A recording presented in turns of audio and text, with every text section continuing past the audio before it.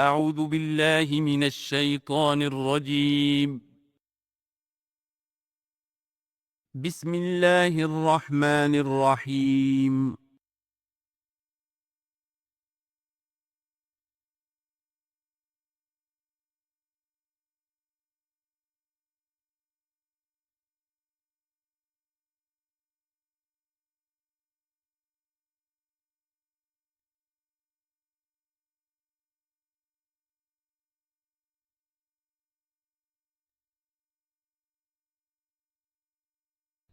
وَلَقَدْ أَرْسَلْنَا نُوحًا إِلَىٰ قَوْمِهِ إِنِّي لَكُمْ نَذِيرٌ مُّبِينٌ أَلَّا تَعْبُدُوا إِلَّا اللَّهَ إِنِّي أَخَافُ عَلَيْكُمْ عَذَابَ يَوْمٍ أَلِيمٍ صدق اللہ العظیم۔ سورہ ہود میں بھی اب جیسا کہ پہلے عرض کیا جا چکا ہے 6 رکوع جو ہے انباء الرسل پر مشتمل ہے۔ جیسا کہ اس سے پہلے کئی مرتبہ عرض کر چکا ہوں، یہ 6 رسولوں کے حالات ہیں جو قرآن مجید میں کئی بار آئے ہیں۔ سب سے پہلے حضرت نوح علیہ السلام، پھر حضرت ہود، پھر حضرت صالح، پھر حضرت لوط، پھر حضرت شعیب اور پھر حضرت موسیٰ علیہ السلام۔ تو یہ جو نقشہ آپ کے سامنے اس وقت موجود ہے، اس سے آپ کو اندازہ ہو جائے گا کہ یہ پورا یوں سمجھیے ارض القرآن ہے۔ یہ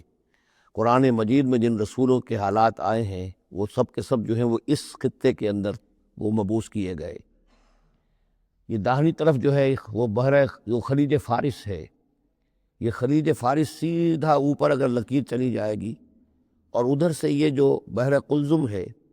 اس کے جو یہ اوپر جا کے 2 کھاڑیاں بن گئی ہیں، تو وہ جو ہے خلیج عقبہ آخر میں اوپر اس سے لکیر جائے گی۔ تو یہ دونوں لکیریں جہاں جا کر مل جائے گی، وہ اس نقشے میں ابھی نظر نہیں آ رہا، ذرا نیچے کیجئے تو شاید نظر آ جائے گا۔ یہ جگہ ہے جہاں پہ وہ صرف نشان بنا ہوا ہے۔ یہ علاقہ ہے جہاں کہ حضرت نوح علیہ السلام کی قوم آباد تھی، اور معلوم ہوتا ہے کہ اس وقت تک نسل انسانی صرف اسی علاقے میں تھی۔ یہیں پر ان عذاب آیا ہے، بہت بڑا جو طوفان آیا ہے، اور اسی سے ذرا اور اوپر چل کر شمال کی طرف پہاڑی علاقہ ہے کوہ ارارات، اور اسی میں کوہ جودی ہے۔ یہ علاقہ ہے وہ کہ جس کے اندر حضرت نوح علیہ السلام کی قوم آباد تھی۔ اس کے بعد جب وہ حضرت نوح علیہ السلام اور ان کے جو بھی بیٹے تھے وہ بچ کر جب آباد ہوئے ہیں، تو پھر ان کا ایک بیٹا جو ہے حضرت سام، وہ عراق میں آ کر آباد ہو گئے۔ یہ جو سفید سا آپ کو نظر آ رہا ہے، یہ عراق کا علاقہ ہے، یعنی اسی علاقے سے ذرا نیچے اترے اور عراق میں آباد ہو گئے۔ حضرت سام کی نسل میں پھر بہت سی قومیں پیدا ہوئی ہیں، تو انہی میں سے پھر ایک قوم ہے جو نیچے آئی ہے جزیرہ نما عرب کے بالکل جنوب میں۔ یہ جو علاقہ ہے یہاں پر یہ قوم یہ احقاف کا علاقہ کہلاتا ہے، اور یہاں پر قوم ہود، اس قوم کا نام عاد ہے۔ حضرت سام کی نسل ہی میں سے کوئی بہت بڑا سردار اٹھا جس کا نام عاد تھا، اور عاد کی اور سے پھر ایک نسل، ایک قوم شروع ہو گئی، وہ اس علاقے میں آباد تھی۔ اس کے ہاں جب شرک وغیرہ پیدا ہو گئے اور خرابیاں پیدا ہو گئیں، تو اللہ تعالیٰ نے بہت سے نبی بھیجے، پھر آخر ایک رسول بھیجا، اور وہ حضرت ہود علیہ السلام ہے۔ ان کی دعوت کو رد کیا، یہ ہلاک کر دیے گئے۔ یہاں سے حضرت ہود اپنے ان ساتھیوں کو لے کر نکلے، اور عرب کے تقریباً وہ وسط میں وہ علاقہ ہجر کا علاقہ کہلاتا ہے، اس علاقے میں آ کر آباد ہو گئے۔ یہاں ان کے ہاں ایک بڑی شخصیت ابھری جس کا نام سمود تھا، تو اس سے یہ قوم سمود مشہور ہوئی ہے۔ انہوں نے میدانوں کے اندر محل بنائے، اور ساتھ ہی یہ ہے کہ جو پہاڑی علاقہ ہے بہت سخت گرینائٹ راکس ہیں، ان کو تراش کر ان کے اندر بھی مکان بنائے۔ یہ قوم سمود ہے۔ تو قوم نوح، قوم ہود، قوم سمود، یہ تینوں قومان جو ہیں حضرت ابراہیم علیہ السلام سے پہلے کی ہیں۔ اب پھر لوٹئے عراق کی طرف، عراق ہی میں جو قوم باقی رہی انہی میں حضرت ابراہیم علیہ السلام کی بعثت ہوئی ہے۔ لیکن حضرت ابراہیم علیہ السلام کے بارے میں یہ انداز جو انباء الرسل کا ہے وہ قرآن مجید میں کہیں نہیں ہے۔ یہاں پہ آپ دیکھیں گے سورہ ہود میں ان کا تذکرہ آئے گا، لیکن وہ قصص النبیین کے انداز میں تذکرہ آئے گا، انباء الرسل کے انداز میں نہیں آئے گا۔ حضرت ابراہیم یہاں سے، اور یہاں سے پھر انہوں نے ہجرت کی عراق سے، اور شام چلے گئے، پورا صحرا کراس کر کے شام میں جا کر، اور وہاں سے پھر انہوں نے اب اپنے بیٹے کو اسحاق کو آباد کیا۔ وہ جو سرخ نشان نظر آ رہا ہے آپ کو، یہ فلسطین کا علاقہ ہے۔ ایک بیٹے کو حضرت اسماعیل علیہ السلام کو یہاں مکے میں لا کر آباد کیا۔ اچھا، اس اپنے بھتیجے جو حضرت لوط علیہ السلام ان کے ساتھ ہی آئے تھے، ہجرت کی تھی انہوں نے، عراق سے اور شام پہنچے تھے، ان کو بھیجا ہے بحیرہ ڈیڈ سی جو ہے، بحیرہ بردار، اس کے کنارے پر یہ شہر آباد تھے، عمورہ اور صدوم، وہاں بھیجا ہے۔ تو انباء الرسل کے ضمن میں پھر قوم سمود کے بعد ذکر آئے گا تو وہ قوم لوط کا آئے گا۔ البتہ حضرت ابراہیم علیہ السلام ہی کی ایک تیسری بیوی قطورہ، ان کی اولاد میں سے مدین نام کے بھی ایک تھے، اور ان سے جو قوم چلی قوم مدین، وہ خلیج عقبہ کے داہنی طرف جو ہے مشرق میں، یہ یہاں آباد ہوئے۔ یہ علاقہ ہے ان کا جہاں پہ کہ حضرت شعیب علیہ السلام کو بھیجا گیا، اس علاقے میں یہ مدین کا علاقہ ہے، اس میں حضرت شعیب علیہ السلام بھیجے گئے۔ اب یہ جو سینائی پیننسولا ہے، تو ادھر جو ہے مصر ہے، وہ دریائے نیل نظر آ رہا ہے۔ یہاں سے وہ جو ہے حضرت یوسف علیہ السلام، چونکہ اب سورہ ہود کے بعد سورہ یوسف بھی آ جائے گی، تو حضرت یوسف علیہ السلام کو جب کہ ان کے بھائیوں نے کنویں میں پھینکا ہے، اور وہ پھر قافلہ ان کو لے گیا ہے مصر، اور وہ پھر ذریعہ بن گئے پوری اس قوم کے مصر میں آنے کا، تو یہاں پھر حضرت موسیٰ علیہ السلام کی بعثت ہوئی ہے مصر میں۔ تو کل یہ علاقہ ہے کہ جن میں وہ انبیاء اور رسل جو ہیں مبعوث ہوئے ہیں، کہ جن کا ذکر اکثر و بیشتر قرآن میں آتا ہے۔ لیکن جیسا کہ میں نے عرض کیا تھا، اس کا یہ مطلب نہیں ہے کہ صرف یہی رسول اور نبی آئے ہیں، دنیا میں اور بھی بہت سے نبی اور رسول آئے، لیکن قرآن میں تذکرہ انہی کا کیا گیا ہے کہ جن کا تذکرہ ان لوگوں کی اپنی روایات میں موجود تھا، جن کے ناموں سے یہ واقف تھے، لہذا انہی کے حوالے سے قرآن تو کتاب ہدایت ہے۔ ویسے تو ایک رسول کے قصے میں بھی وہ ساری ہدایت موجود ہے، اور 6 رسولوں کے قصوں میں بھی وہ ہدایت موجود ہے۔ اس حوالے سے یہ کہ سارے رسولوں کی تاریخ بیان کرنا یہ قرآن مجید کا موضوع نہیں ہے۔ آئیے اب متن کی طرف چلیے۔ وَلَقَدْ أَرْسَلْنَا نُوحًا إِلَىٰ قَوْمِهِ، اور ہم نے بھیجا نوح کو اس کی قوم کی طرف۔ إِنِّي لَكُمْ نَذِيرٌ مُّبِينٌ، انہوں نے کہا میں تمہارے لیے کھلا خبردار کر دینے والا ہوں۔ اللہ تعبدوا الا اللہ، کہ مت پوجو اللہ کے سوا کسی کو۔ انی اخاف علیکم عذاب یوم علیم، مجھے اندیشہ ہے تم پر ایک بڑے دردناک دن کے عذاب کا۔ فقال الملأ الذین کفروا من قومہ، تو کہا اس کے قوم کے ان سرداروں نے جنہوں نے کفر کی روش اختیار کی، ما نراک الا بشرا مثلنا، ہم نہیں دیکھتے اے نوح آپ کو مگر اپنے ہی جیسا ایک انسان۔ آپ کہاں سے اللہ کے رسول بن گئے، کیسے رسول بن گئے، کیسے اللہ نے چن لیا؟ آپ تو ہمارے جیسے ایک انسان ہیں۔ وما نراک اتبعک الا الذین هم اراذلنا بادی الرائے، اور اس سے بھی آگے بڑھ کر ہم نہیں دیکھتے مگر یہ کہ آپ کی پیروی کرنے والے تو وہ لوگ ہیں جو ہماری نگاہوں میں ذلیل ہیں، کمینے ہیں، نچلے طبقے کے لوگ ہیں، گھٹیا لوگ ہیں، بادی الرائے، بلا تعمل نظر آ رہا ہے کہ صرف کچھ کمی کاری لوگ آپ کے گرد جمع ہو گئے، کوئی معقول آدمی، کوئی سردار قوم کا کوئی آپ کے گرد آیا ہی نہیں۔ وما نرا لکم علینا من فضل، اور ہمیں کوئی نظر نہیں آتا کہ آپ پر ہمارے اوپر کوئی فضیلت آپ کو حاصل ہے، آپ کو اور آپ کے ساتھیوں کو، بل نظنکم کاذبین، بلکہ ہمارا گمان تو یہی ہے کہ آپ جھوٹ بول رہے ہیں۔ قال یا قوم ارأیتم ان کنت علی بینۃ من ربی، اب یہ ذرا اس صورت کے اندر بار بار یہ الفاظ آئیں گے۔ ایک فطرت سلیمہ جو پہلے سے تھی، اس کے بعد اللہ کی طرف سے وحی آ گئی، وہ گویا کہ اس کا شاہد ہے۔ انہوں نے کہا اے میری قوم کے لوگوں ذرا غور کرو، اگر میں پہلے سے بھی اپنے رب کی طرف سے بینہ پر تھا، تم جانتے ہو میں نے زندگی تمہارے مابین گزاری تھی، تم بھی جانتے ہو کہ میں ایک شریف النفس انسان تھا، میرا کردار، میرا اخلاق تمہارے سامنے تھا، میں بینہ پر تھا، میری فطرت بس نہیں ہوئی تھی، سلیم تھی۔ وآتانی رحمۃ من عنده، پھر اللہ نے مجھے رحمت بھی عطا فرما دی اپنے پاس سے، یعنی جو وحی آئی ہے میرے پاس وہ اللہ تعالیٰ کی رحمت ہے۔ فعمیت علیکم، اور وہ چیز وہ ہے کہ جس کو تمہاری آنکھوں سے مخفی رکھا ہے، اب میں کیا کروں، فرشتہ میرے پاس تو آتا ہے، وہی میرے پاس آتی ہے، یہ چیز جو ہے میرے تو تجربے میں ہے، مائی پرسنل ایکسپیرینس، لیکن یہ کہ تم سے یہ چھپا کر رکھی گئی ہے۔ انلزمکموہا وانتم لہا کارہون، بہرحال ہم زبردستی چپکا نہیں سکتے اپنی یہ بات آپ لوگوں کو، اگر آپ کو پسند نہیں ہے، اگر بیزار ہیں تو یہ اختیار ہمارے پاس نہیں ہے کہ ہم زبردستی آپ کو ان باتوں کا قائل کر دیں اور یہ باتیں لازماً آپ پر تھوپ دیں۔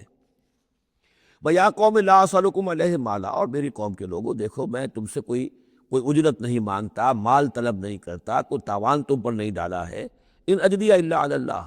نہیں ہے میرا اجر مگر اللہ کے ذمے۔ وما انا بطارد الذین آمنوا، اور جن کو تم کہہ رہے ہو یہ گھٹیا لوگ ہیں، کمی کاری لوگ ہیں، کمین لوگ ہیں، میں ان کو اپنے پاس سے دھتکار نہیں سکتا، میں یہاں سے کھدیڑ نہیں سکتا ان کو، میں نہیں ہوں کھدیڑنے والا ان کو اپنے پاس سے۔ انہم ملاقو ربہم، یہ اپنے رب سے ملاقات کریں گے۔ ولیکنی اراکم قوما تجہلون، لیکن میں دیکھتا ہوں کہ تم ضرور جہل میں اور جہالت میں مبتلا ہو گئے ہو۔ وَيَا قَوْمِ مَن يَنصُرُنِي مِنَ اللَّهِ إِن طَرَدتُّهُمْ، اور میری قوم کے لوگوں سوچو اگر میں ان اہل ایمان کو اپنے ہاتھ سے ہانک دوں، یہاں سے بھگا دوں، یہاں سے دھتکار دوں، تو کون مدد کرے گا میری اللہ کے مقابلے میں؟ یہ اللہ کے ماننے والے، اللہ کے چاہنے والے، اللہ کا ذکر کرنے والے، اللہ سے دعائیں مانگنے والے، اللہ کے روئے انور کے یہ طالب ہیں، اس کی رضا جو ہیں، افلا تذکرون، تو کیا تم نصیحت اخذ نہیں کرتے؟ ولا اقول لکم عندی خزائن اللہ، وہی بات جو حضور سے ہم پڑھ چکے ہیں پہلے،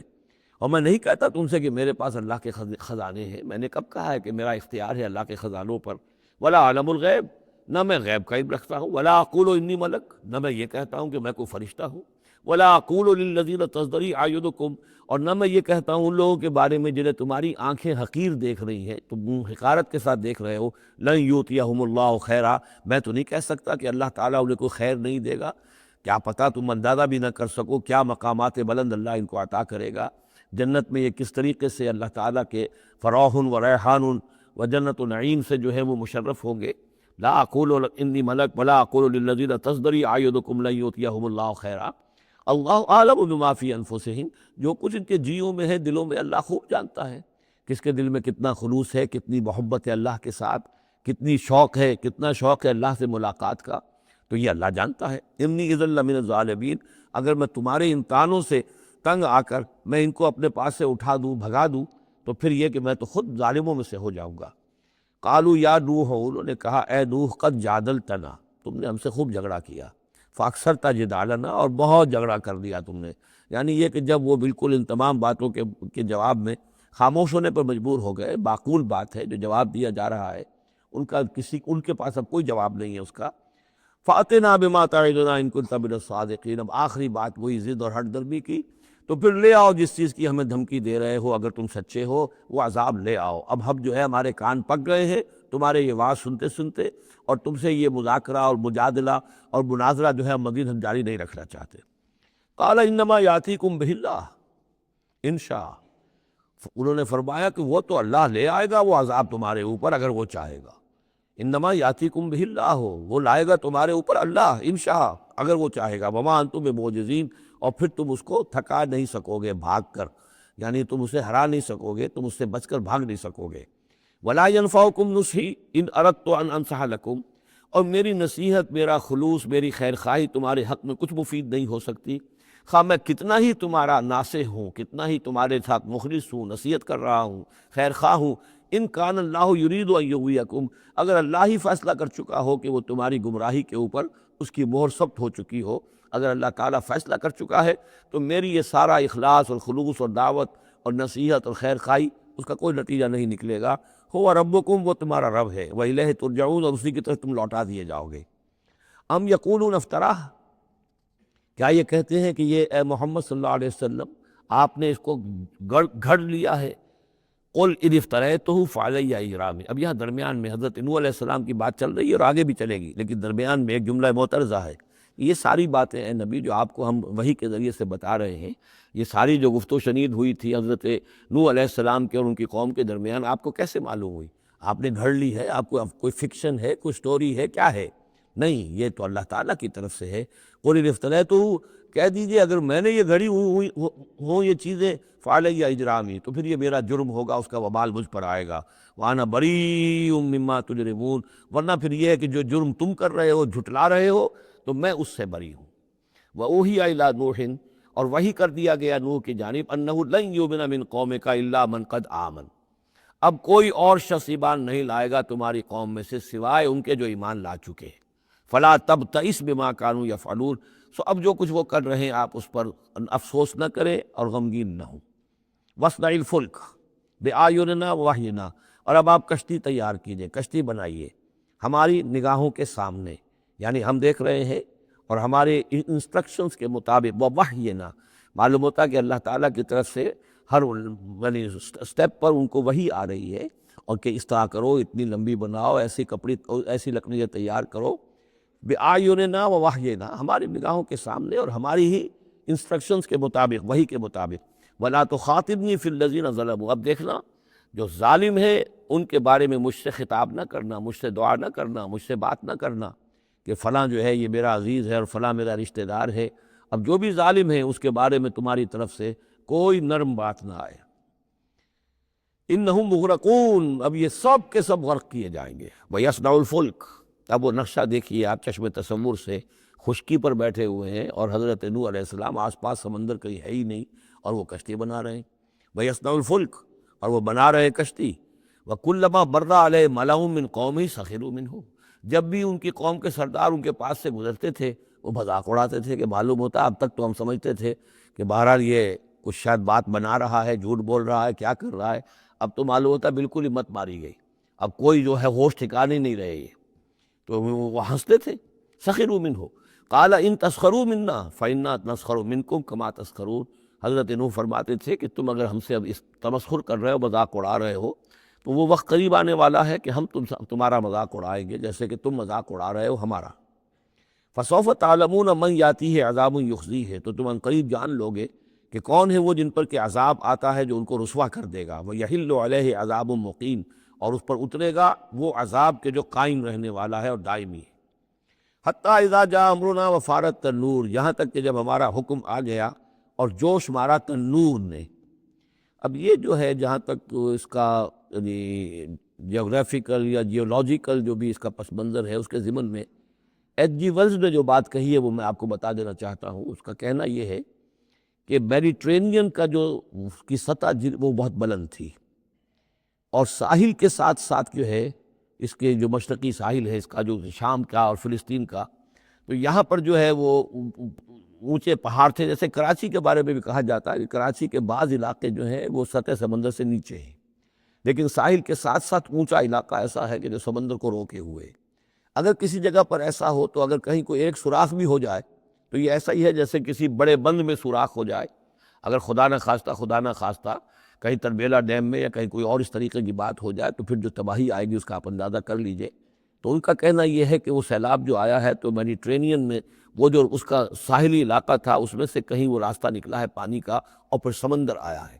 اور وہ سمندر جو ہے پورے مڈل ایسٹ کے علاقے کے اوپر جو ہے اس کے اوپر وہ پانی سمندر کی شکل بن گیا ہے۔ یہ ہے ان کی تعمیل۔ اس لیے کہ تاریخی طور پر اور طبقات الارض کا جو علم ہے وہ بتاتا ہے کہ اس پورے علاقے میں ایک بہت بڑے وسیع پیمانے پر فلڈ کے آثار موجود ہیں۔ وہ آثار جو ہے وہ ایسے ہیں کہ اس پورے علاقے کے اندر وہ فلڈ آیا تھا، اور اس کی یہ توجیہ ہے جو وہ لوگ کرتے ہیں۔ بہرحال اس میں تین چیزیں ہوئی ہیں۔ ایک تو یہ کہ کسی ایک جگہ سے کوئی تنور ہو سکتا ہے، کہ کوئی سوراخ جو ہے، جیسے کہ آپ کو معلوم ہے بڑے بڑے جو بند ہیں ان میں بعض اوقات صرف جو چوہوں کے بل ہوتے ہیں ان کی وجہ سے سوراخ ہو جاتے ہیں۔ نہروں کے کناروں میں جو بند ٹوٹتا ہے نہر کا، تو کہیں کو چوہوں نے کوئی سوراخ کیا ہوتا، اس میں سے پانی بہنا شروع ہوا اور نہر ٹوٹ گئی۔ اسی طریقے سے ہو سکتا ہے کہ کسی تنور کے اندر سے پہلی مرتبہ پانی نکلا ہو۔ پھر یہ کہ زمین کے بھی اللہ تعالیٰ نے جو ہے وہ کھول دیے سوتے، اور آسمان سے بھی پانی برسا، تو یہ پانی جو ہے زمین کا اور آسمان کا پھر مل گیا، اور اس طریقے سے وہ عظیم جو ہے سیلاب آیا جس سے کہ وہ پوری قوم ہلاک ہو گئی، اور وہ کشتی جو ہے وہ بہت عرصے تک تیرتی رہی اس سمندر کے اوپر، اور پھر ہوتی ہوئی وہ کوہ ارارات میں اس کی جو ایک چوٹی ہے جودی، اس پر جا کر ٹک گئی۔ واللہ عالم۔ ابھی اس پر مزید ضرورت ہے اصل میں کام کرنے کی۔ ویسے یہ خبریں بھی ہے کہ بعض اوقات کوئی کشتی نما چیز دیکھی گئی ہے۔ یہ علاقہ جو ہے اصل میں کہ جو جہاں پہ ترکی کی سرحد ملتی ہے روس کے ساتھ، ادھر وہ آذربائیجان وغیرہ کا علاقہ ہے، ادھر پھر یہ ترکی ہے، اوپر روس کا علاقہ جو ہے، تو اس میں ادھر سے راستہ جو ہے بہت دشوار گزار ہے، چڑھ نہیں سکتے۔ روس کی طرف سے راستہ ہے، اس کی چوٹیوں پر بعض پائلٹس نے کہیں دیکھا ہے اور خبر دی ہے کہ کوئی بہت بڑی کشتی قسم کی شے جو ہے وہ کسی چوٹی کے اوپر رکھی ہوئی ہے، اور قرآن مجید چونکہ بار بار کہتا ہے کہ ہم اسے برقرار رکھیں گے، ایک وقت آئے گا کہ وہ لوگوں کے لیے ایک نشانی بن کر ظاہر ہوگی، تو اس سے معلوم ہوتا ہے کہ وہ کشتی اب بھی وہاں پر موجود ہے، اور انسان جو ہے اس تک رسائی حاصل کرے گا۔ وفارت تنور حتیٰ اذا جاء امرنا وفارت تنور، جب ہمارا حکم آ پہنچا اور جوش مارا تنور نے، ابل پڑا تنور۔ قل نحمل فیہا من کل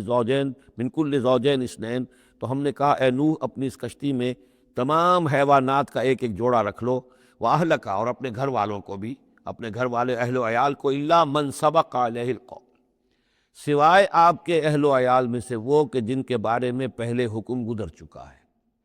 یہ حضرت نوح کے خاندان میں سے ایک ان کی بیوی اور اسی بیوی کا بیٹا یام، تین بیٹے ان کے ساتھ بچے ہیں جو اہل ایمان تھے، حام، سام اور یافس۔ سام کی اولاد ہے وہ جو نیچے تمام ہمیں ابھی ہم نے نقشہ دیکھا ہے،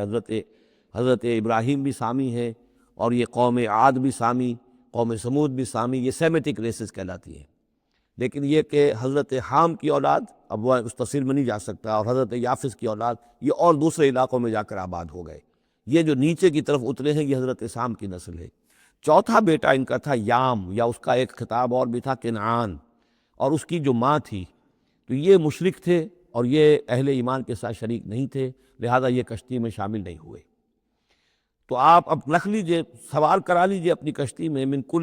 کل زوجین اثنین، ہر نوع کا ایک ایک جوڑا، تمام حیوانات میں سے، وَأَهْلَكَ، اور اپنے گھر والوں کو، إِلَّا مَنْ سَبَقَ عَلَيْهِ الْقَوْلُ، مگر سوائے اس کے کہ جن کے اوپر پہلے سے حکم ہو چکا ہے، وَمَنْ آمَنَ، اور باقی جتنے بھی اہل ایمان آپ کے ہیں ان سب کو بھی سوار کر لیجئے، وَمَا آمَنَ مَعَهُ إِلَّا قَلِيلٌ، اور نہیں ایمان لائے تھے ان کے ساتھ مگر بہت ہی کم، نہ ہونے کے برابر۔ قلیل جو ہے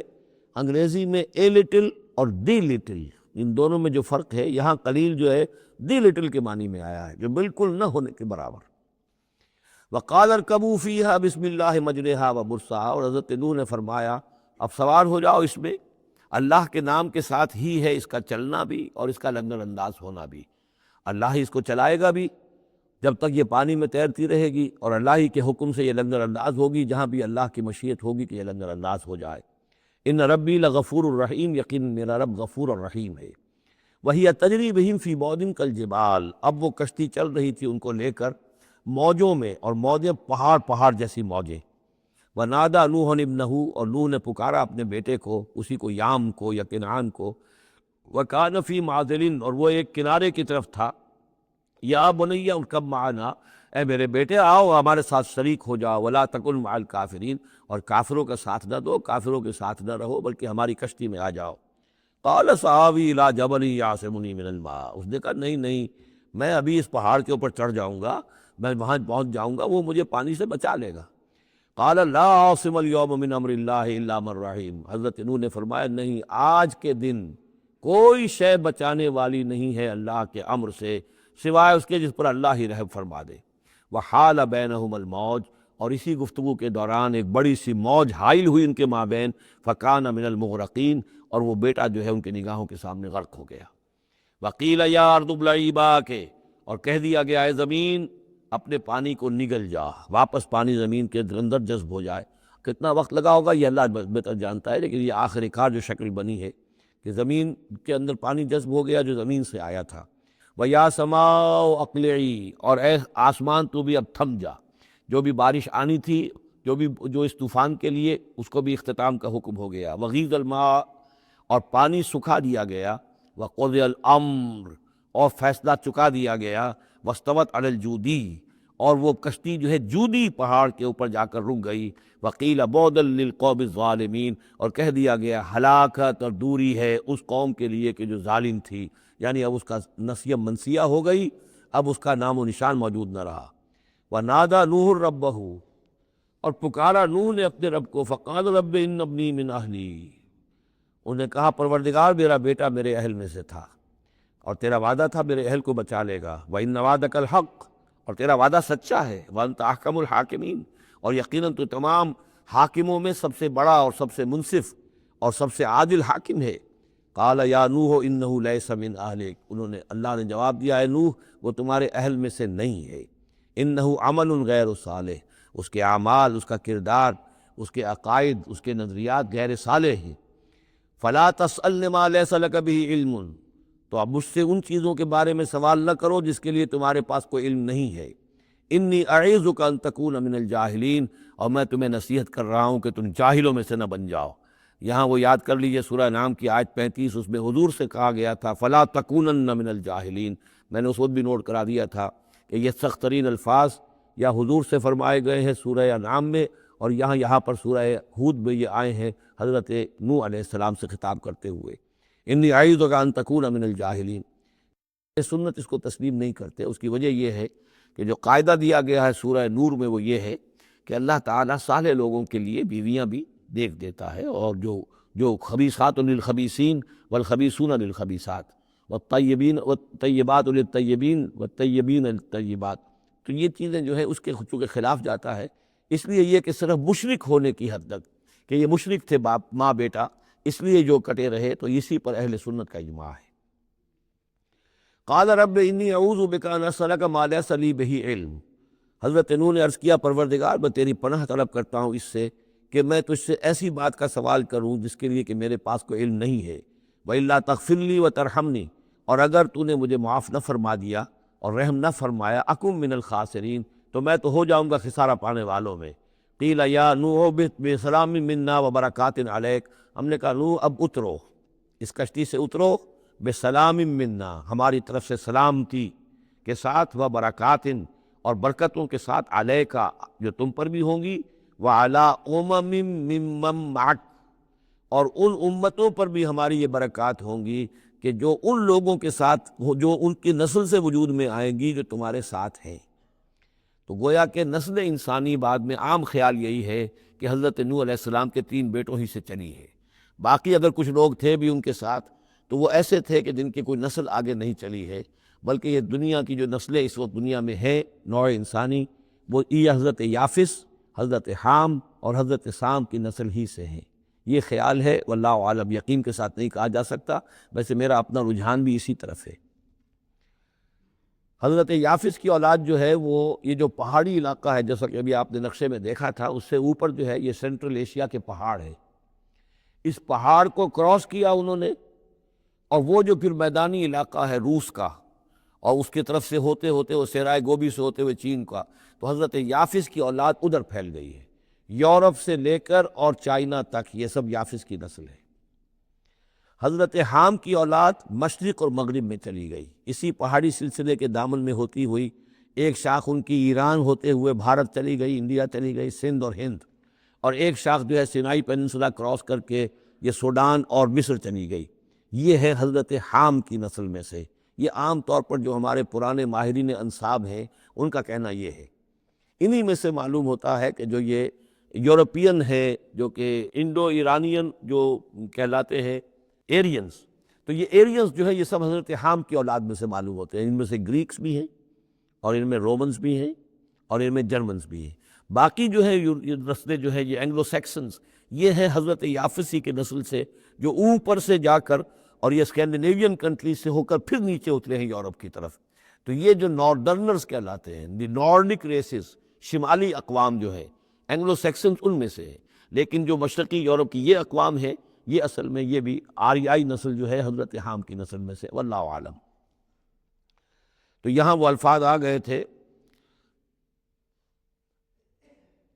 قال یا نوح اہبط بسلام منا وبرکات علیک وعلی امم ممن معک، ان امتوں اور قوموں پر بھی سلامتی اور برکات جو ان میں سے ہوں گی جو تمہارے ساتھ ہیں، تمہارے ساتھ جو اس کشتی میں سوار ہیں، وَأُمَمٌ سَنُمَتِّعُهُمْ، اور کچھ اور قومیں بھی ہوں گی، فرقے ہوں گے جنہیں ہم کچھ سامان دیں گے دنیا کا، ثُمَّ يَمَسُّهُم مِّنَّا عَذَابٌ أَلِيمٌ، اور پھر ان کے اوپر ہماری طرف سے ایک بڑا زبردست عذاب آئے گا، جیسے کہ پھر قوم ہود پر اور قوم صالح پر آیا ہے۔ تِلْكَ مِنْ أَنْبَاءِ الْغَيْبِ نُوحِيهَا إِلَيْكَ، یہ غیب کی خبروں میں سے ہے جو وحی کر رہے ہیں ہم آپ کی جانب، اے محمد صلی اللہ علیہ وسلم۔ وَمَا كُنْتَ تَعْلَمُهَا أَنْتَ وَلَا قَوْمُكَ، اور نہیں جانتے تھے آپ ان کو، نہ آپ نہ آپ کی قوم ان سے واقف تھی، من قبل ھذا، اس سے پہلے، فاصبر، تو اے نبی صبر کیجئے، ان العاقبۃ للمتقین، یقیناً آخری انجام جو ہے وہ بھلا ہوگا اہل تقوی ہی کا۔ وَإِلَىٰ عَادٍ أَخَاهُمْ هُودًا، یہ سام کی نسل کی ایک شاخ جو نیچے اتری ہے اور یہ پہنچ گئی ہے جزیرہ نمائے عرب کے تقریباً جو ساؤدرن ڈیزرٹ ہے جو آج کا، اس کے اندر، اور عاد کی قوم کی طرف ہم نے بھیجا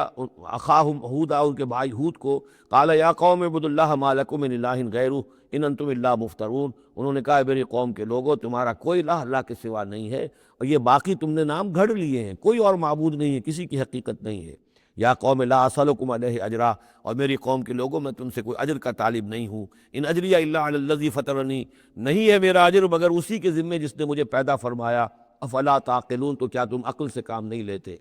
وَيَا قَوْمِ اسْتَغْفِرُوا رَبَّكُمْ، اور میری قوم کے لوگوں اللہ سے استغفار کرو، اپنے گناہوں کی معافی چاہو، توبہ کرو، اس شرک کو اور بت پرستی کو چھوڑو،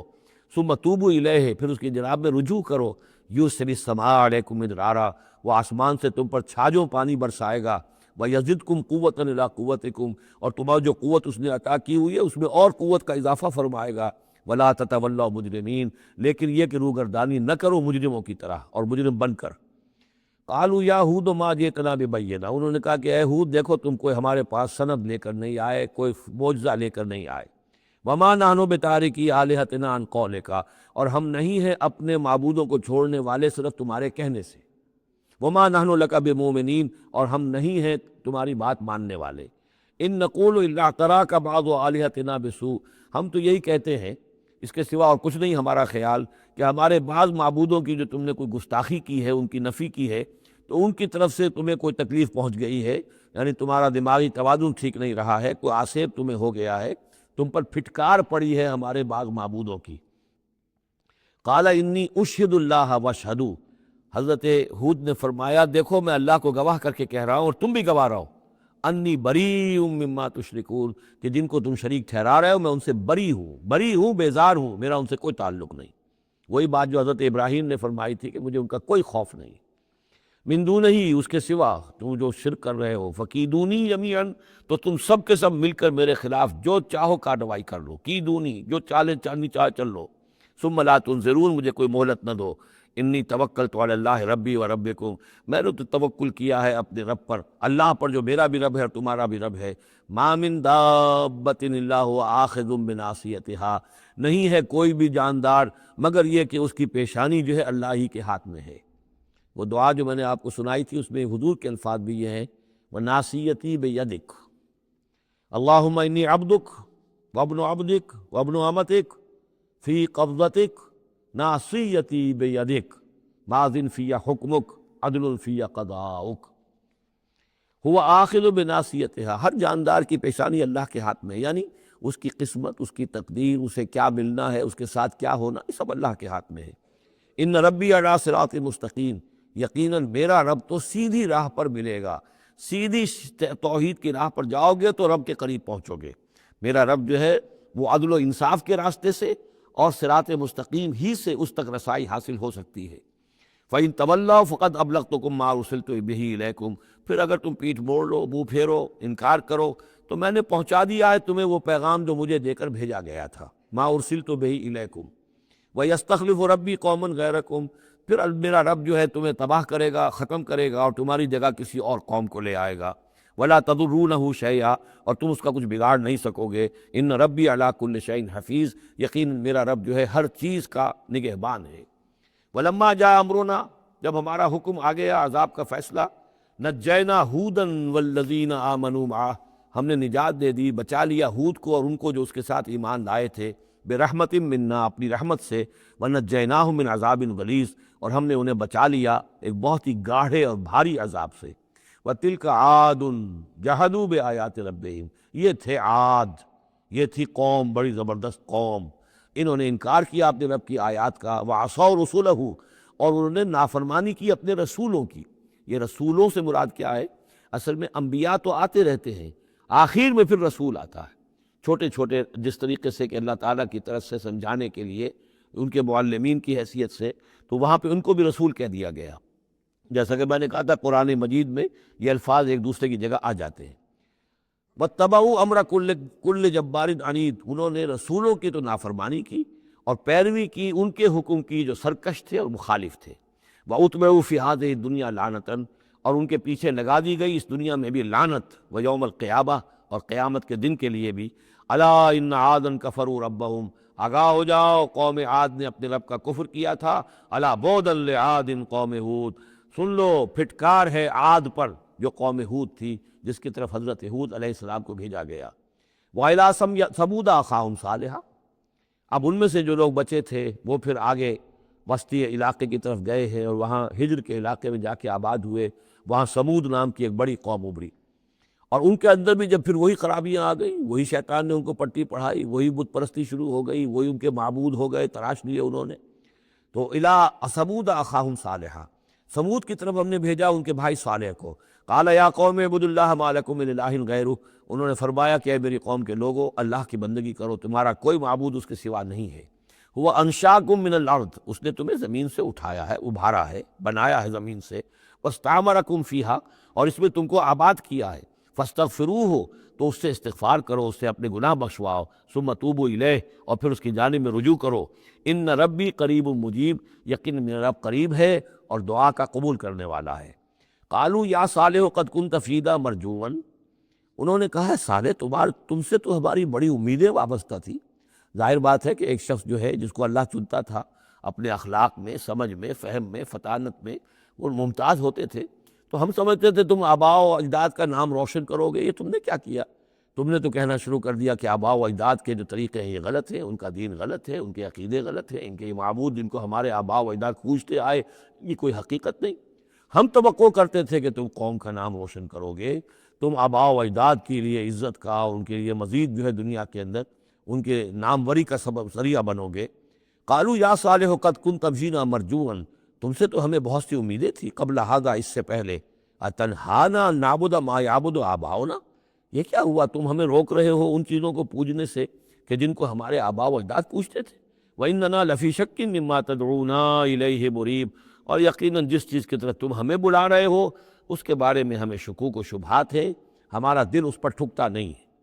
قال یا قوم ارأیتم ان کنت علی بینۃ من ربی، وہی بات انہوں نے کہی، اے میری قوم کے لوگوں سوچو، اگر میں پہلے سے بھی اپنے رب کی طرف سے بینہ پر تھا، میری فطرت سلیم تھی، تم دیکھتے تھے کہ میں تمہارے درمیان ایک اچھا آدمی تھا، صاف ستھرا کردار رکھنے والا انسان تھا، میری فطرت صالح تھی، وآتانی منہ رحمۃ، اور اللہ نے پھر مجھے اپنے پاس سے رحمت عطا کر دی، اب وہی آ گئی، نبوت عطا کر دی گئی، فَمَن يَنصُرُنِي مِنَ اللَّهِ إِنْ عَصَيْتُهُ، تو اب اگر میں اللہ کی نافرمانی کروں تو مجھے کون بچائے گا اللہ سے؟ کون اس کی پکڑ سے مجھے بچا سکے گا؟ فَمَا تَزِيدُونَنِي غَيْرَ تَخْسِيرٍ، تو تم تو اضافہ نہیں کرو گے میرے لیے مگر خسارے کے اندر۔ تم چاہتے ہو کہ میں اپنی اس چیز کو چھوڑ کر اور آباء و اجداد کا نام لوں اور ان کے معبودوں کو پوجنا شروع کر دوں، تو تم تو میری تباہی کے در پہ ہو۔ وَيَا قَوْمِ هَٰذِهِ نَاقَةُ اللَّهِ لَكُمْ آیَةٌ، اور دیکھو میری قوم کے لوگوں، یہ اللہ کی اونٹنی ہے، تمہارے لیے ایک نشانی ہے، فَذَرُوهَا تَأْكُلْ فِي أَرْضِ اللَّهِ، اسے چھوڑے رکھو، یہ چرتی رہے اللہ کی زمین میں، جہاں چاہے جہاں سے چاہے کھائے، وَلَا تَمَسُّوهَا بِسُوءٍ، اور دیکھنا کسی برے ارادے سے اس کو ہاتھ نہ لگانا، فَيَأْخُذَكُمْ عَذَابٌ قَرِيبٌ، تو پھر تمہیں آ پکڑے گا وہ عذاب کہ جو اب دور نہیں ہے، قریب ہی ہے۔ فَعَقَرُوهَا، تو انہوں نے اس کی کونچیں کاٹ ڈالی، اس کو ہلاک کر دیا۔ فَقَالَ تَمَتَّعُوا فِي دَارِكُمْ ثَلَاثَةَ أَيَّامٍ، حضرت صالح نے فرمایا کہ اچھا ٹھیک ہے، اب تم اپنے گھروں کے اندر جو بھی کھانا پینا ہے، رچنا بسنا ہے، تین دن تک رہ لو اور بس لو۔ ذَلِكَ وَعْدٌ غَيْرُ مَكْذُوبٍ، یہ وہ وعدہ ہے کہ جو جھوٹا ثابت نہیں ہوگا۔ فَلَمَّا جَاءَ أَمْرُنَا، تو جب ہمارا وہ فیصلہ آ گیا، ہماری بات آ گئی، ہمارا حکم پہنچ گیا، نجینا صالحا والذین آمنوا معہ، ہم نے نجات دی صالح کو بھی اور ان لوگوں کو جو ان کے ساتھ ایمان لائے تھے، برحمت منا، اپنی خاص رحمت سے، ومن خزی یومئذ، اور اس دن کی رسوائی سے اللہ ہم نے انہیں بچا لیا۔ ان ربک هو القوی العزیز، یقیناً آپ کا پروردگار زور والا ہے، زبردست ہے۔ وَأَخَذَ الَّذِينَ ظَلَمُوا الصَّيْحَةُ، اور ان ظالموں کو، مشرکوں کو، کافروں کو پکڑ لیا ایک ہولناک آواز نے، ایک چنگھاڑ آئی، فَأَصْبَحُوا فِي دِيَارِهِمْ جَاثِمِينَ، تو وہ اپنے گھروں کے اندر اوندھے پڑے رہ گئے، كأن لم يغنوا فيها، ایسے ہو گئے جیسے کبھی یہاں آباد تھے ہی نہیں، کبھی یہاں کو رہتا تھا ہی نہیں۔ أَلَا إِنَّ ثَمُودَ كَفَرُوا رَبَّهُمْ، آگاہ ہو جاؤ، سمود نے اپنے رب کا کفر کیا۔ أَلَا بُعْدًا لِثَمُود، آگاہ ہو جاؤ، پھٹکار ہے سمود پر۔ وَلَقَدْ جَاءَتْ رُسُلُنَا بِإِبْرَاهِيمَ بِالْبُشْرَىٰ، اب یہاں حضرت ابراہیم کا ذکر آ رہا ہے۔ میں نے کہا تھا کہ 3 رسول پری ابراہمک، نوح، ہود، صالح، 3 رسول کو ہم کہہ سکتے ہیں پوسٹ ابراہمک، اگرچہ ان میں سے ایک جو ہے وہ ہم عصر ہے۔ حضرت لوط حضرت ابراہیم علیہ السلام ہی کے بھتیجے ہیں، انہی پر ایمان لائے تھے، ان کے ساتھ ہی انہوں نے ہجرت کی تھی۔ پھر ان کے بعد شعیب، وہ بھی حضرت نوح حضرت ابراہیم کی نسل سے ہیں۔ پھر جو بھی بنی اسرائیل تھے ان میں موسیٰ بھیجے گئے، وہ بھی حضرت ابراہیم کی نسل سے ہیں۔ آخری رسول محمد صلی اللہ علیہ وسلم، وہ بھی ابراہیم کی نسل سے ہیں۔ لیکن یہ کہ ان میں سے 3 کا ذکر کرنے کے بعد اب ابراہیم کا ذکر ہو رہا ہے یہاں۔ سورہ انعام میں وہاں جو پہلا جوڑا تھا حضرت ابراہیم کا ذکر جو ہے وہ اس انباء الرسل میں سے بالکل نکال کر لے گئے تھے، اور وہ قصص النبیین کے انداز میں سورہ انعام میں آ گیا تھا۔ یہاں اس جوڑے میں فرق یہ ہے کہ حضرت ابراہیم کا ذکر بھی یہاں شامل کر دیا گیا، لیکن فرق وہی ہے، یہ وہ انباء الرسل کا نہیں، حضرت نوح، حضرت ہود، حضرت صالح، حضرت لوط، حضرت شعیب کے انداز میں ذکر نہیں ہے، بلکہ ایک انداز ہے کہ حضرت لوط علیہ السلام جن شہروں کی طرف بھیجے گئے تھے اور اس کی وہاں پہ بسنے والوں نے ان کی بات ماننے سے انکار کیا، تو جو عذاب الہی لے کر جو فرشتے آئے تھے جنہیں بھیجا گیا تھا، وہ پہلے آئے حضرت ابراہیم کے ہاں، اور وہاں حضرت اسحاق کی ولادت کی انہوں نے خوشخبری دی حضرت سارہ کو. بس یہ ایک واقعہ بیان کیا درمیان میں، ورنہ اصل مسئلہ جو ہے وہ حضرت لوط کا شروع ہوگا. انباء الرسل کے اعتبار سے جو معاملہ ہے وہ حضرت لوط کا واقعہ ہے. وَلَقَدْ جَاءَتْ رُسُلُنَا إِبْرَاهِيمَ بِالْبُشْرَىٰ، اور ہمارے فرشتادے، ہمارے ایلچی فرشتے ہمارے بھیجے ہوئے آئے ابراہیم کے پاس بشارت دینے کے لیے. قالوا سلاما، انہوں نے آ کر کہا سلام. قال سلام، حضرت ابراہیم نے بھی سلام کا جواب سلام سے دیا. فما لبث ان جاء بعجل حنیذ، تو پھر ذرا بھی دیر نہ کی، فوراً گئے اور ایک تلا ہوا بچڑا ان کی ضیافت کے لیے لا کر سامنے رکھ دیا. فلما رأى أيديهم لا تصل إليه، تو جب انہوں نے دیکھا کہ ان کا تو ہاتھ آگے بڑھ ہی نہیں رہا اس بچڑے کا گوشت کھانے کے لیے، آمادہ ہی نہیں ہے، نکرہم، تو اب وہ کچھ کھٹکے دل میں کہ یہ ہے کون. اس زمانے میں رواج یہ ہوتا تھا کہ دشمن جب آتے تھے کسی کو قتل کرنے کے لیے تو اس کا نمک نہیں چکھتے تھے. نمک خوار ہو جائیں گے تو پھر کیسے قتل کریں گے؟ تو ایک تو اندیشہ یہ ہوا کہ یہ کسی برے ارادے سے آئے ہیں جو میری یہ ضیافت قبول نہیں کر رہے. نکرہم وأوجس منہم خیفہ، اور ان کے دل میں، حضرت ابراہیم کے دل میں ان کی طرف سے ایک خوف پیدا ہو گیا. قالوا لا تخف، انہوں نے کہا نہیں آپ ڈریے نہیں. انا ارسلنا الی قوم لوط، اصل میں تو اللہ کے ہم فرشتے ہیں، بھیجے گئے ہیں قوم لوط کی طرف. اب وہ آخری فیصلہ اس کا جو ہے وہ ہمیں چکانا ہے. وامرأتہ قائمۃ فضحکت، ادھر کہیں حضرت سارہ بھی پیچھے کہیں کھڑی ہوئی ہوں گی پردے کے پیچھے، وہ اس پر ہنس پڑی. مطلب یہ کہ حضرت ابراہیم کی جو حالت انہوں نے دیکھی کہ میرا شوہر خوفزدہ ہو گیا تھا تو اس کے اوپر کچھ ان کا معاملہ ہوا. فضحکت، وہ ہنسی. فبشرناہا باسحاق، تو ہم نے انہیں بشارت دی اسحاق کی، یعنی فرشتوں نے ان کو بشارت دی اسحاق کی. حضرت اسماعیل کی ولادت ہو چکی ہے لیکن حضرت اسماعیل کو تو حضرت ابراہیم جا کر چھوڑ آئے ہیں اور وہ تو مکے میں آباد ہے. حضرت سارہ کی اولاد ہوئی نہیں تھی. اصل جو خاندانی بیوی تھی ان کی وہ تو حضرت سارہ تھی.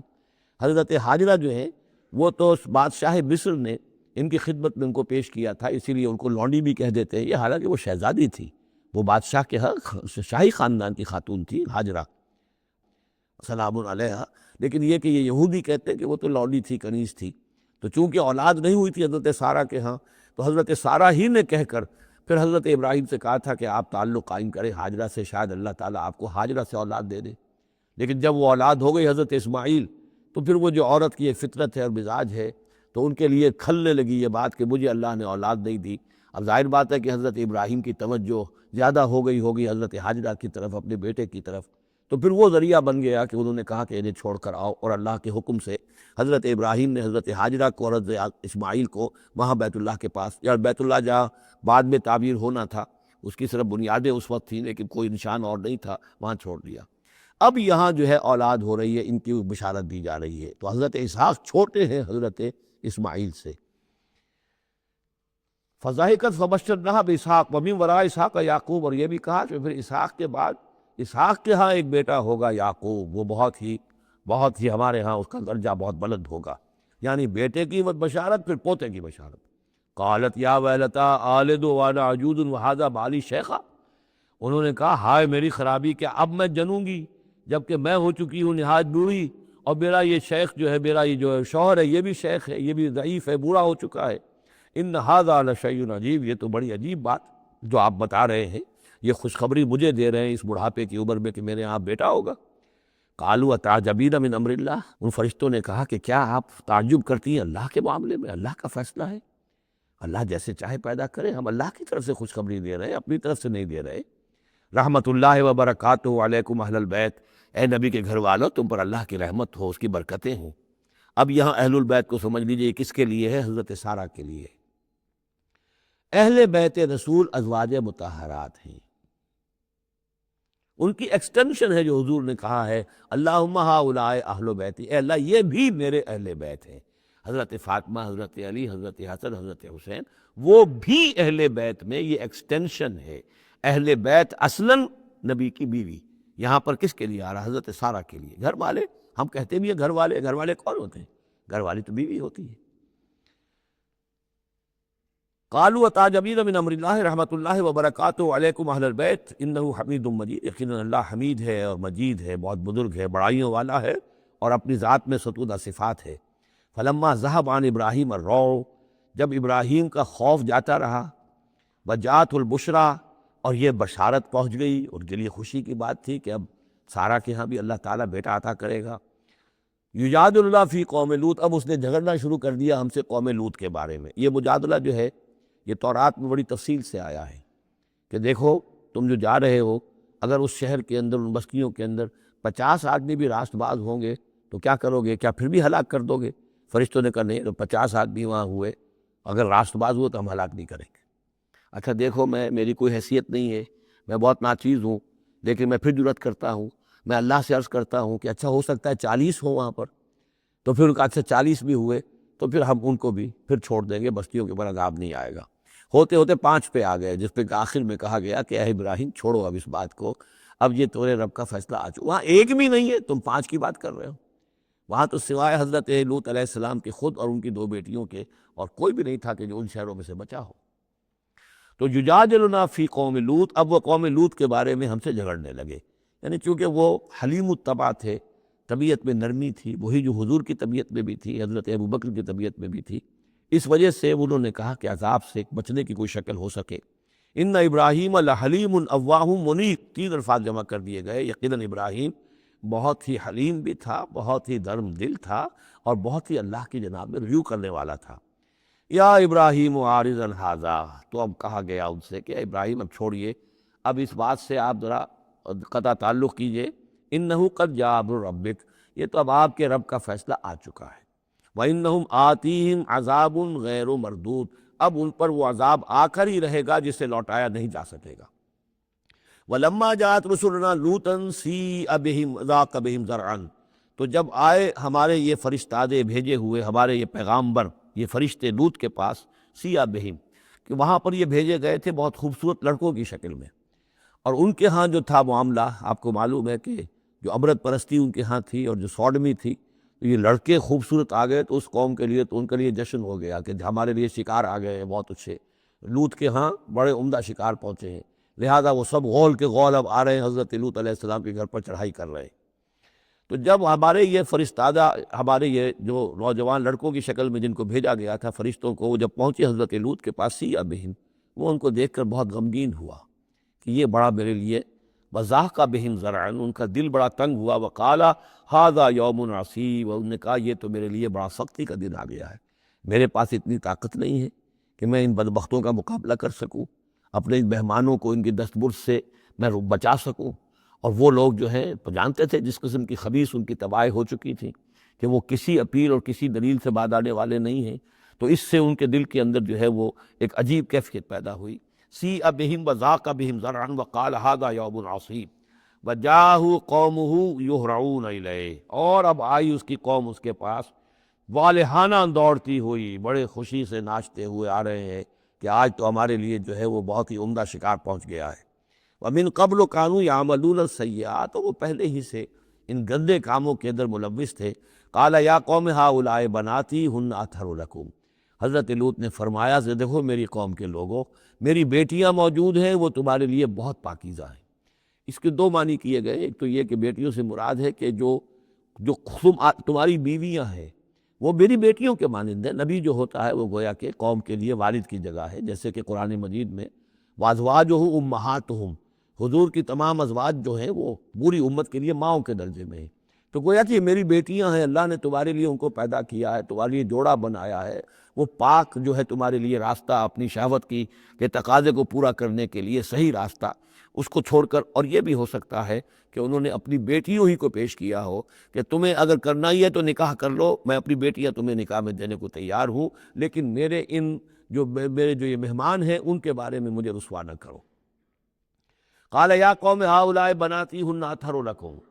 فاتقوا اللہ ولا تخزون فی ضیفی، تو اللہ کا خوف کرو اور دیکھو مجھے میرے مہمانوں کے معاملے میں رسوا مت کرو۔ الیس منکم رجل رشید، کیا تم میں کوئی ایک آدمی بھی شریف اور کوئی ایک آدمی بھی نیک چلن نہیں رہا؟ یعنی کوئی تو تم میں سے ایسا نکل آتا جو میرا ساتھ دیتا، جو میری ہاں میں ہاں ملاتا، تم میں تو معلوم ہوتا ہے کہ کوئی ایک شخص بھی شریف النفس باقی نہیں رہا۔ قالوا لقد علمت ما لنا فی بناتک من حق، انہوں نے کہا کہ اے لوط تمہیں خوب معلوم ہے تمہاری بیٹیوں پر ہمارا کوئی حق نہیں ہے۔ اس سے معلوم ہوتا ہے وہ دوسری ہی بات ہی زیادہ راجع ہے۔ وَإِنَّكَ لَتَعْلَمُ مَا تُرِيدُ مَا نُرِيدُ، اور تم خوب جانتے ہو جو ہم چاہتے ہیں، یعنی باتیں مت بناؤ، ہماری توجہ جو ہے ادھر ادھر لے جانے کی کوشش نہ کرو، تم جانتے ہو ہم جو چاہتے ہیں، جس کے لیے ہم حاضر ہوئے ہیں، جس کے لیے ہم پہنچے ہیں۔ قَالَ لَوْ أَنَّ لِي بِكُمْ قُوَّةً، انہوں نے کہا کاش کہ میرے پاس تمہارے مقابلے کے لیے کوئی طاقت ہوتی، او آوی الی رکن شدید، یا بھئی کوئی قلعہ ایسا ہوتا جس میں مضبوط میں جا کر پناہ لے لیتا اور تم سے اپنے آپ کو اور اپنے مہمانوں کو بچا لیتا۔ یہاں ہے اصل میں حضور صلی اللہ علیہ وسلم کی ایک حدیث میں الفاظ آئے ہیں، یرحم اللہ لوطا لقد کان یاوی الی رکن شدید، اللہ تعالیٰ رحم فرمائے لوط پر، وہ ایک مضبوط قلعے میں تھے، اللہ تعالیٰ کی حفاظت تو انہیں حاصل تھی، لیکن یہ کہ اس وقت جو صورت بن گئی تھی ان کے لیے، جیسے جب جادوگروں نے جو اپنے انچر پھینکے تھے اور وہ بھی بن گئے تھے فرعون کے دربار میں، وہ بھی شکل اختیار کر لی تھی انہوں نے سانپوں کی، تو حضرت موسیٰ پر بھی وقتی طور پہ خوف طاری ہو گیا تھا۔ تو بن بنائے طب بشری خوف کا ہو جانا یہ کوئی نبوت کی عصمت کے منافی نہیں ہے۔ تو یہاں پر بھی اللہ تعالیٰ کی حفاظت تھی، اور جیسا کہ آیا فرشتوں نے پھر ذرا سا ایک ہاتھ ہلایا اور سب کے سب اندھے ہو گئے، وہ اس طرح کا معاملہ تفاصیل تورات میں ہے۔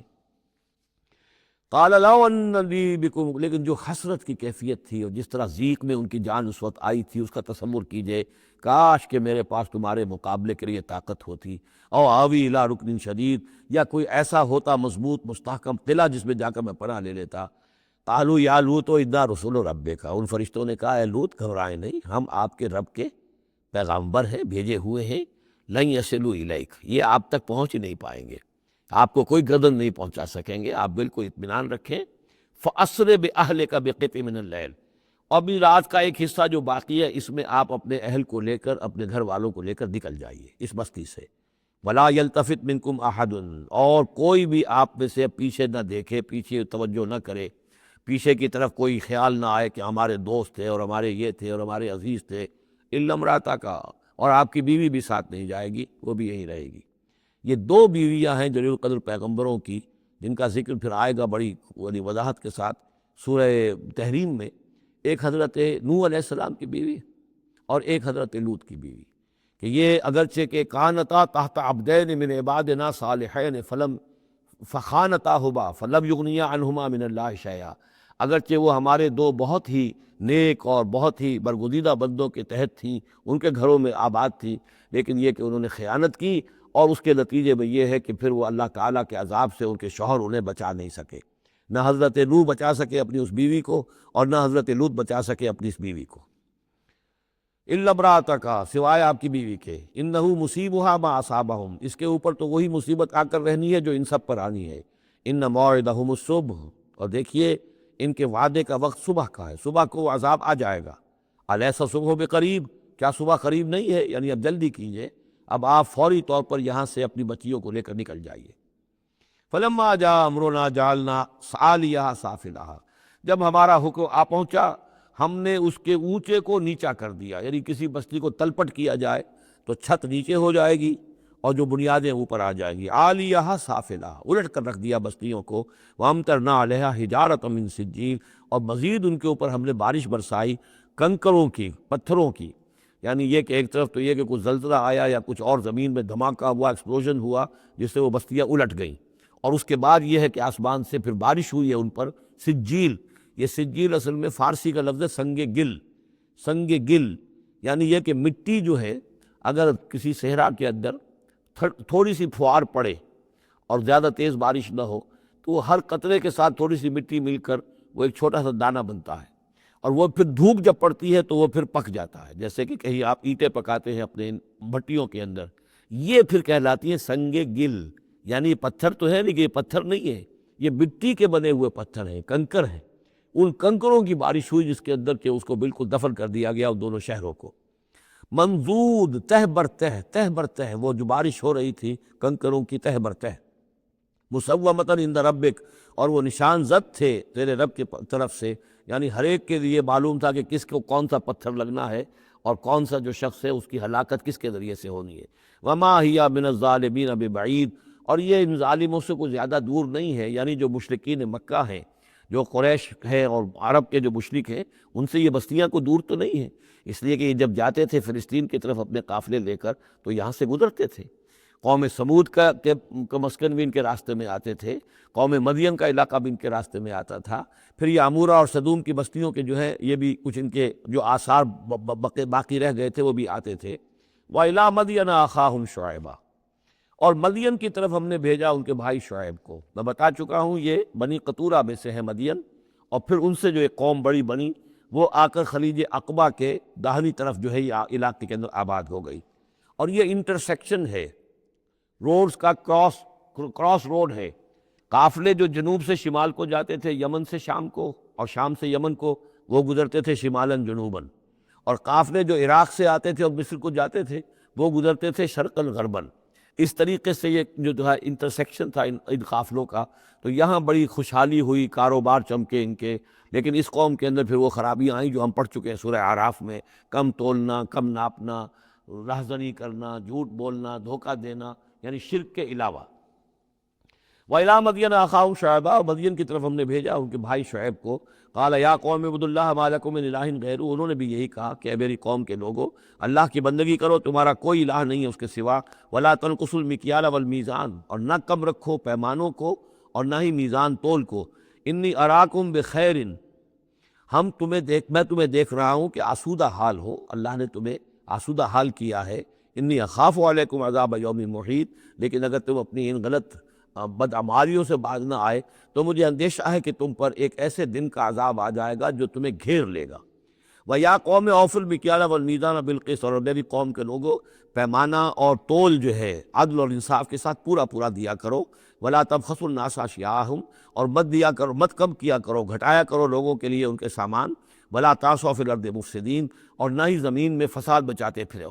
بقیت اللہ خیر لکم، جو بھی اللہ کی طرف سے بچت ہو جائے، صحیح تولو، صحیح ناپو، پھر جو بچ جائے تو گویا کہ وہ اللہ تعالیٰ کی طرف سے تمہیں ایک نفع ہے جو اللہ نے دیا ہے۔ تو جو بھی صحیح تجارت کرتے ہوئے بچت ہو جائے، نفع ہو جائے، وہ بقیت اللہ ہے۔ بقیت اللہ خیر لکم ان کنتم مؤمنین، اگر تم مومن ہو، اگر مانتے ہو میری بات کو، ماننے والے ہو تو وہ تمہارے لیے بہتر ہے۔ وما انا علیکم بحفیظ، لیکن میں تمہارے اوپر کوئی نگران اور نگہبان نہیں ہوں، میں ٹھیکیدار نہیں ہوں، میرا کوئی زور تم پر نہیں چل رہا، میں تمہیں سمجھا رہا ہوں اور نیکی کی تلقین کر رہا ہوں۔ قالوا یا شعیب وصلاتک تأمرک ان نترک ما یعبد آباؤنا، انہوں نے کہا اے شعیب، کیا تمہاری نماز تمہیں اس بات کا حکم دیتی ہے کہ ہم چھوڑ دیں ان کو کہ جن کو پوجتے تھے ہمارے آباء و اجداد؟ اگرچہ حضرت شعیب کی گفتگو میں تذکرہ نہیں ہے، لیکن یہ کہ وہ کامن مرض جو ہے، مشترک مرض، بیماری، وہ تو موجود تھا، یعنی وہ شرک۔ او ان نفعل فی اموالنا ما نشاء، یا یہ تمہاری نماز جو ہے تمہیں روکتی ہے، حکم دیتی ہے اس بات کا کہ ہم اپنے مال میں جو چاہے نہ کر سکے۔ ہمارا مال ہے، یہ جو آج بھی دنیا میں تصور ہے، سیکریڈ رائٹ آف اونرشپ، میرا مال ہے، میں جو چاہوں کروں، اسی سے پھر وہ ساری خرابیاں پیدا ہوتی ہیں۔ مال آپ کا ہے، اللہ کی امانت ہے، آپ کے پاس ہے، مالک اللہ ہے، لیکن اس میں اللہ کے حکم کے مطابق تصرف کرنا ہے۔ یہاں کوئی سیکرڈ رائٹ آف اونرشپ نہیں ہے۔ یو آر ٹرسٹیز، این امانت چند روزہ دس دماست، در حقیقت مالک ہے ہر شے خداست۔ یہ تو چند دن کی ایک امانت ہے تو ہمارے پاس جو ہے، ورنہ حقیقت میں تو مالک حقیقی ہر شے کا اللہ ہے۔ تو جب انسان مالک اپنے آپ کو سمجھتا ہے فی اموالنا، تو پھر ما نشاء، جو ہم چاہیں گے کریں گے۔ اور نفعل فی اموالنا ما نشاء، تو تم ہمیں روکنا چاہتے ہو اس چیز سے۔ تمہاری نماز اور دینداری جو ہے، اس نے تمہیں یہی سکھایا ہے کہ ایک تو ہمارے معبودوں سے ہمیں برگشتہ کرو، اور دوسرے یہ کہ ہمیں یہ کہو، یہ کرو، یہ نہ کرو۔ ہمارے مال ہیں، ہم جیسے چاہیں گے اس کے اندر معاملہ کریں گے۔ انک لانت الحلیم الرشید، ہاں ایک ہی تم ہی تو رہ گئے ہو کہ جو بہت نیک ہو، باوقار ہو، باقی تم ہم پر تنقیدیں کر رہے ہو، ہمیں کہہ رہے ہو کہ ہم غلط کام کر رہے ہیں۔ قال یا قوم ارأیتم ان کنت علی بینۃ من ربی، انہوں نے وہی بات فرمائی میری قوم کے لوگوں، سوچو اگر میں پہلے سے بھی اپنے رب کی طرف سے بینہ پر تھا، میری فطرت صحیح تھی، میرا کردار صحیح تھا، میں تمہارے ہاں ایک نیک انسان کی حیثیت سے معروف تھا، جیسے حضور الصادق الامین کی حیثیت سے متعارف تھے۔ وَرَزَقَنِي مِنْهُ رِزْقًا حَسَنًا، اور اللہ تعالیٰ نے اور اپنے پاس سے مجھے اچھا رزق دیا ہے، وہی آئی ہے، نبوت مجھے مل گئی ہے۔ وَمَا أُرِيدُ أَنْ أُخَالِفَكُمْ إِلَىٰ مَا أَنْهَاكُمْ عَنْهُ، اور میں یہ ہرگز نہیں چاہتا کہ جس چیز سے تمہیں میں روک رہا ہوں، تمہیں اس سے روک کر میں خود وہی کام کرنے لگوں۔ ان أُرِيدُ إِلَّا الْإِصْلَاحَ، میں نہیں چاہتا سوائے اصلاح کے، مَسْتَطَعْتُ، جتنا بھی میرے امکان میں ہو۔ وَمَا تَوْفِيقِي إِلَّا بِاللَّهِ، اور میری توفیق تو ہے تو اللہ ہی کی طرف سے ہے۔ جو بھی میرے اندر ہمت ہے، جو بھی استقامت ہے اور جو بھی مجھ سے کام بن رہا ہے وہ اللہ کی طرف سے ہے۔ علیہ توکلت، تو میں نے اسی پر توکل کیا ہے، وإلیہ انیب، اور اسی کی طرف میرا رجوع کرنا ہے۔ بارک اللہ لی ولکم فی القرآن العظیم ونفعنی وإیاکم بالآیات والذکر الحکیم۔